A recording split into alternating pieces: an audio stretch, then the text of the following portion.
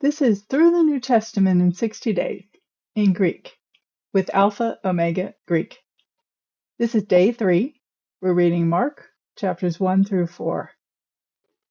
The beginning of the Gospel of Jesus Christ, the Son of God. Mark starts by talking about John the Baptist.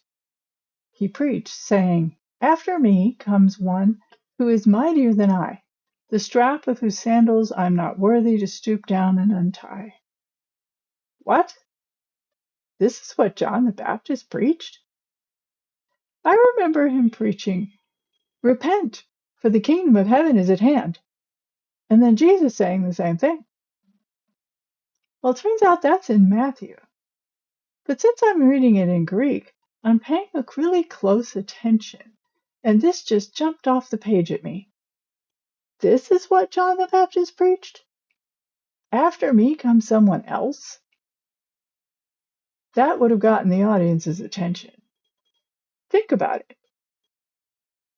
Do you ever hear a preacher saying, "Someone else is coming? Someone more powerful than me? Someone so much greater, John is not worthy even to untie his sandal strap"? Wow. This Jesus is something else. And then Jesus shows up. And he is more powerful than John. And he is so much greater that Mark calls him the Son of God. Mark 1:1 says, "The Son of God, 𝘱𝘭𝘢𝘯𝘭𝘰𝘢𝘥." But he also says it at the end of the Gospel in Mark 15:39. The centurion at the cross says, "Truly this man was the Son of God." 𝘧𝘳𝘬𝘯𝘭𝘰𝘢𝘥, 𝘱𝘭𝘢𝘯𝘬, Son of God. This is called an inclusio. Scholars name this literary pattern an enclosure, an inclusio, from the Latin. There's the beginning, there's the end, and there's everything else in the middle. Kind of like at the beginning and the end of a speech. You might have the same kind of thing. This is very common in the Bible, and it's useful to know that these patterns exist. In between, you have the evidence, Jesus' life, Jesus' teaching, his miracles, all the things that say that, yes, Jesus was the Son of God. There's another common structure people talk about in Mark called Markan sandwiches.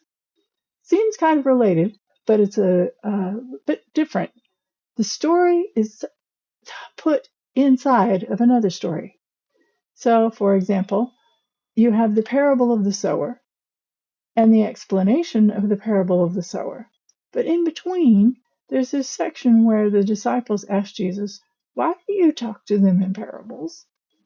And Jesus explains that he talks to the crowds in parables so that seeing they will not see, and hearing they will not understand. And that's very similar to what's happening with the seeds being sown. Some of them will receive it, some of them will bear fruit, some of them will not. So in this case, it's like a sandwich. There's the bread and the meat, and they complement one another. They add to each other so you can understand and interpret both in combination. So be on the lookout for those as we read through Mark. Did Mark 1:1 really say Son of God? New Testament scholars have actually decided that Son of God in Mark 1:1 is most likely the original reading. Though some Bibles put it in a footnote and say that it's not in all of the original texts. The NET Bible has a good explanation of the evidence for this, and I invite you to go there. I'll put the link in the description. And let's continue on in Mark 5-8. Did Jesus speak Greek? Join the challenge. Download your copy of a 60-day reading plan in the link below, and subscribe to this channel for more videos. Follow Alpha Omega Greek on Facebook to see the posts. Talk to you next time.